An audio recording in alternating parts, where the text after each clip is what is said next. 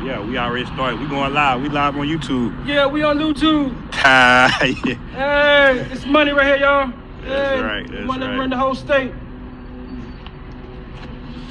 So yeah. Y'all too. Have a good New Year. So definitely. So let's just say Abraham, right, and the Old Testament. I'm a Christian, right? So I'm coming from that perspective. Even in the Old Testament, when Jesus obviously hasn't come yet, God hasn't come yet, you could still become a son and daughter of the Most High, of God, the Father, with faith. So basically, you're saying you can be adopted into. For sure. Right? You read Romans, my kinsman, Romans 9. Because there's nothing that says I can, like a non-Israelite now will say now I'm an Israelite. Israelite isn't it's a lineage, it's a heritage. For sure, but it also does clarify in the Old Testament that you could be adopted into as a Gentile if you submitted yourself underneath the law, so you could follow underneath the law and be classified in God's sight as a son or daughter of the Most High, right? I'm gonna read it right quick. Shalom. It's your brother W. Kayal, keeps the sheep. Back with another lesson. Lord willing, this video will be edifying. We want to begin by giving all praises to Yahweh, Bahashem, Yahweh Shah, Bahashem, Rakak, Wadash. Double honor to the apostles as a great millstone. And shalom to the hopefully elect. Now, as you just heard, there's just, a few weeks ago, some Edomite came up, and me and the brothers, we entertained it a little bit, just for edification purposes from the camp video, from the camp live, right? But it's obvious, anything I would have said to him, he wouldn't have been able to understand, because why? He's an Edomite, man. It's not for him. Of course he's not going to understand it, right? But he was going into trying to say, as you heard, that the adoption could be for people of any nation, right? The adoption could be for, an Edomite, a Moabite, a Ammonite, a Hamite, Ishmaelite, or in this modern world's terms, so so-called Chinese, so-called Japanese, so-called Africans, so-called Indians, so-called Arabs, or just a so-called white man, that they can be adopted into this, that they can be adopted into the truth, they can be adopted into the Most High's his family, essentially, right? But we know that's not the case, man. It's proven all through the scriptures, right? That's not how this thing works, right? You can try, right? Because they try to go to things, and especially the Gentile thing, right? The Gentile thing is really what hangs these folks up, man. That Gentile thing. They think just because, it says Gentiles that it just means, your average Jake, but it's not how this thing, or not your average Jake, but they think it just means they just think it means anybody, right? Any average person, like anybody who doesn't believe in JC or God, they think those are the people who are Gentiles, when in reality a Gentile, it can be that, but in this case, man, you got that's why exactly you got to study yourself to show yourself approved, because in this case a Gentile, matter of fact, let's just go here, right?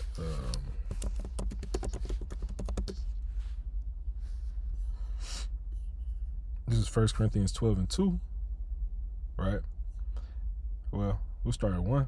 It says, "Not concerning spiritual gifts, brethren, I would not have you ignorant. Ye know that ye were," past tense, "were Gentiles, carried away unto these dumb idols, even as ye were led." So you can't. When he says ye were Gentiles, it means something of the past, right?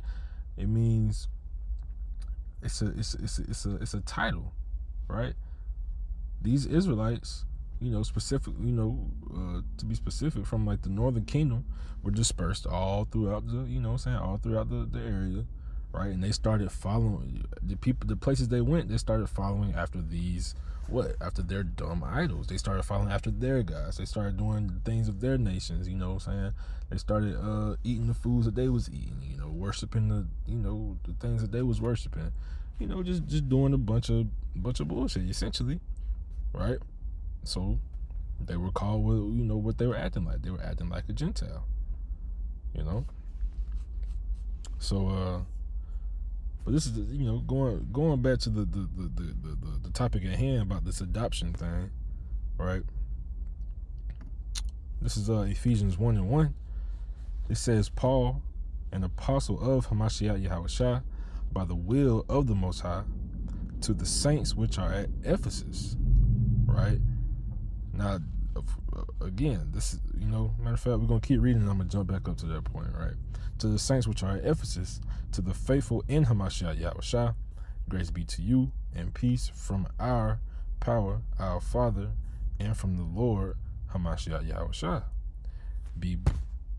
Blessed be the power and Father of our Lord Yahushua Hamashiach, who hath blessed us with all spiritual blessings in heavenly places in Hamashiach, according as he hath chosen us in him before the foundation of the world, that we should be holy and without blame before him in love, having predestinated us into the what? Into the adoption of children by Yahushua HaMashiach to himself, according to the good pleasure of his will." Now I'm gonna go back and break this down, right? It's a simple breakdown, right? It says, so who is he talking to? Because he's saying having predestinated us into the adoption of children, right? So who is us? Who is he talking to? It says it right here. He's talking to what? The saints. So who are the saints? Who are the saints of the Most High? Go to Psalms 50:5. As a matter of fact, we'll read up, right? Or we'll just start at 1. Psalms 50:1, it says, "The mighty power, even the Lord Yahweh, Bahashem Yahushua, have spoken and called the earth from the rising of the sun unto the going down thereof, of Zion," right? "The perfection of beauty, the Most High shined," right? The Most High have shined. "Our power shall come and shall not keep silence. A fire shall devour before him, and it shall be very," I don't know how to say this word, not gonna lie, "tempestuous round about him." I need to, just for my own Salakia, but just for my own edification purposes. Let me see what this word is. Bear with me. I just, be not ignorant in any matter, So, okay. To be horrible, afraid, come like a whirlwind. Okay. Slack for that. Wrong thing. Go back. All right. So verse 4, it says, "He shall call the heavens from above and to the earth, that he may judge his people," right? His people, right? We'll just go ahead and go here, right? It's an elementary verse. It's Deuteronomy 7:6. It says, "For thou art a holy people unto the Most High, until Salakia, until Yahweh B'Hashem Yahushua, thy power, the Lord, thy power, hath chosen thee to be a special people unto himself." Again, The Most High have chosen thee to be a special people unto himself above all people that are upon the face of the earth. So if we're his, who are his people? The Israelites. Is elementary at this point, right? Verse 5 is the point. It says, gather my saints together unto me, those that have made a covenant with me by sacrifice. Now, who are the people that made covenants with the Most High? Who are the nation who the Most High made covenants with? Right? Old and new. Well, let's find out. It's Jeremiah 31 and 31. It says, behold, the days come, saith the Lord, that I will make a new covenant with the house of Israel and with the house of Judah. And again, the two covenants, right? It says, not according to the covenant that I made with their fathers in the day that I took them by the hand to bring them out of the land of Egypt, which my covenant they break, although I was a husband unto them, saith the Lord. So not the old covenant, the one that Salakia, what was that? Not this covenant, right?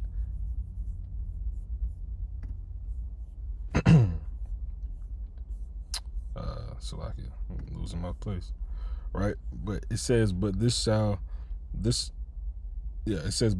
be the covenant that I make with them, with the house of Israel, after those days, saith the Lord, I will put my law in their inward parts, and will write it in their hearts, and will be their power, and they shall be what? My people, man. So both of them, right? The old and the new covenant pertain to the Israelites, right? So that's the only people that this could be talking about, right? Which again we'll read. Well, we can go ahead and read it now. I don't know, why not, right? Because, like I said, going back to Ephesians 1 and 5, now that we figured out who these saints are, right? If you go to verse 5, it says, having predestinated us into the adoption of children by Hamashiach Yahushua to himself, right? So go to, again, who the adoption's for.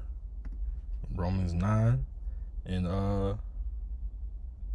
we'll start at 3. It says, for I could wish that myself were accursed from Hamashiach, from my brethren, my kinsmen, according to the flesh, who are what? Who are Israelites, to who pertaineth the what? The adoption, and the glory, and guess what else? And the covenants. It's all right there. And the giving of the law, and the service of the Most High, and the promises, right? See, that's the thing, man. It's right here. It's in the scriptures. Now they come up with their own doctrines. They go to these churches. They probably had these. They probably, back in those days, probably had some conferences and some meetings, and trying to figure out how can we switch this? How can we change the narrative to fit us? That's probably what they was doing. I don't know. I wasn't there, but I do know they came up with their own doctrines, thinking that because there's nowhere in the scriptures where it says an Edomite can be adopted into this, or Ishmaelite can be adopted. There's nowhere in the scriptures that say that. It tells you who the adoption pertains to, the Israelites, right? Now they try to go to the scriptures like this, right, and they try to go into being grafted in, right? You may hear Christians say, well, you can be grafted in. Those people can be grafted in, but no, because who was that grafting in for? We're finna find out, right? What we want to start at, right? It's let's see.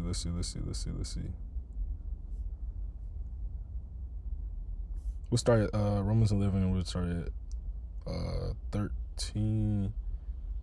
Yeah, we'll start at 13. It says, for I speak to you Gentiles, inasmuch as I am the apostle of the Gentiles. And again, this Gentile thing, right? That you were Gentiles. So he's speaking to the Israelites who were Gentiles at the time, right? They didn't know nothing about, their heritage. They didn't know what they were supposed to be doing. They was acting like these other nations, taking part in the things that they was doing, right? It says, it's like it lost the place. It says, verse 14, it says, if by any means I may provoke to emulation, then which are, once again, my flesh, it might save some of them, right? Who we just read it, right? Romans 9 and 3. It says, according to the flesh, well, it says, my brethren, my kinsmen, according to the flesh, who are Israelites, right? So we see who he's trying to address, who he's addressing, who he's talking to, right? Verse 15, it says, for if the casting away of them be the reconciling of the world, what shall the receiving of them be but life from the dead? For if the first fruit be holy, the lump is also holy. And if the root be holy, so are the branches. And if some of the branches be broken off, thou being a wild olive tree, right? That's a point to hang on to. We'll get into in a second, right? It says, were graft in among them, and with them partakers of the root and the fatness of the olive tree. Who is the olive tree? That being the olive tree. Who in the scriptures? If you search the scriptures, doesn't it say search the scriptures? You know what I'm saying? Doesn't it say, again, study to show thyself approved? You gotta be diligent in this thing. You gotta be able to relate things, right? Precept upon precept, right? So that being a wild olive tree, who in the scriptures is related to an olive tree? A wild olive tree at that, right? Now let's read, this is Jeremiah 11, right? A broken covenant. Who are the covenants for? Israel, right? Now I just get straight to the point. The Lord called thy name a green olive tree, fair and of goodly fruit, with the noise of a great tumult. He hath kindled fire upon it, and the branches of it are broken. For the Lord of hosts that planted thee have pronounced evil against thee, for the evil of the house of Israel and of the house of Judah, which they have done against themselves to provoke me to anger in offering incense unto Baal. Right? But as you can see, green olive tree, branches broken. Right? So that's who this is talking about. Right? Again, Romans 11:17 says, and if some of the branches be broken off, like it just talked about here, right? It says, and thou being a wild olive tree, again, right here, it says, work grafting among them, and being, it says, and with them partakers of the root and fatness of the olive tree, boast not against the branches, but if thou boast, thou bearest not the root, but the root thee. Thou wilt say then, the branches are broken off, that I might be grafted in. Well, because of unbelief they were broken off, that thou standest by faith. Be not high-minded, but fear. And that's the thing, man. It's like the scriptures say. I spelled that wrong, so hold on. This is Hebrews 10:31. It says it's a fearful thing to fall into the hands of the Most High. So because like you say, man, the Most High can or like the let's get this other scripture, right? This is Romans 1:28. It says, and even as they did not like to retain the Most High in their knowledge, the Most High gave them over to a reprobate mind, to do things which are not convenient. So if the Most High pleases, if that's your life, that's what the Most High got for you, that's what it's gonna be for you.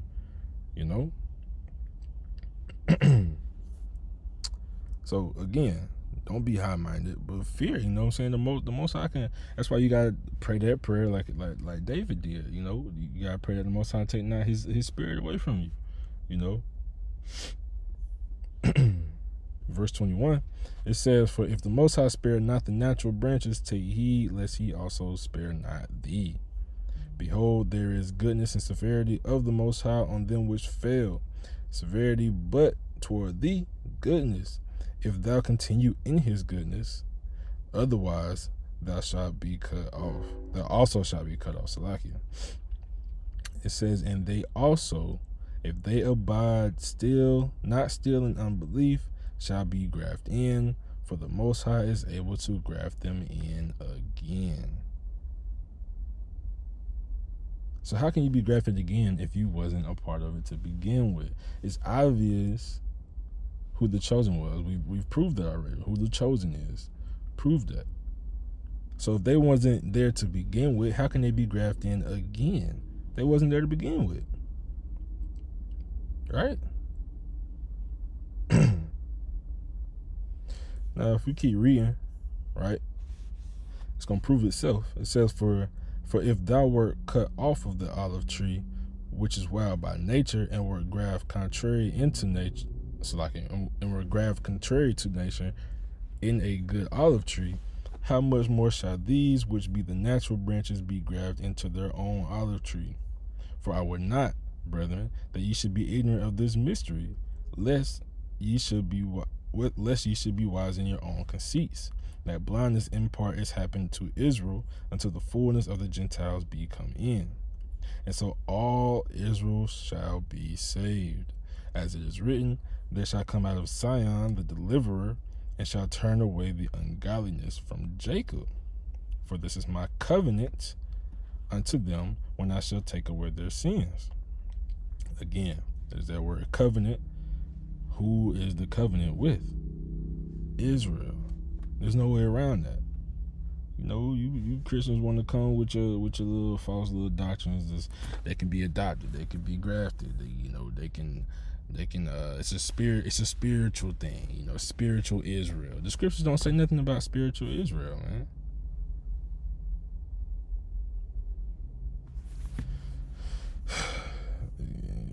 It can get vexing at times, right? But you know, I feel like the point is proven, right? You got people like this, you know, who want to come up, you know, and they want to come up and, you know, spout they nonsense, you know, and we, you know, we'll entertain you, you know, we'll let you manifest your folly, right, for edification purposes. Now, we proved it. I feel like the point is proved, so I'm gonna end this. Lord willing, this was edifying. I'm gonna end by giving all praises to Yahweh, Bahashem, Yahweh Shah, Bahashem, Rakakwadash. Double honor to the apostles that are a great millstone. And Shabbat Shalom to the hopefully elect, man.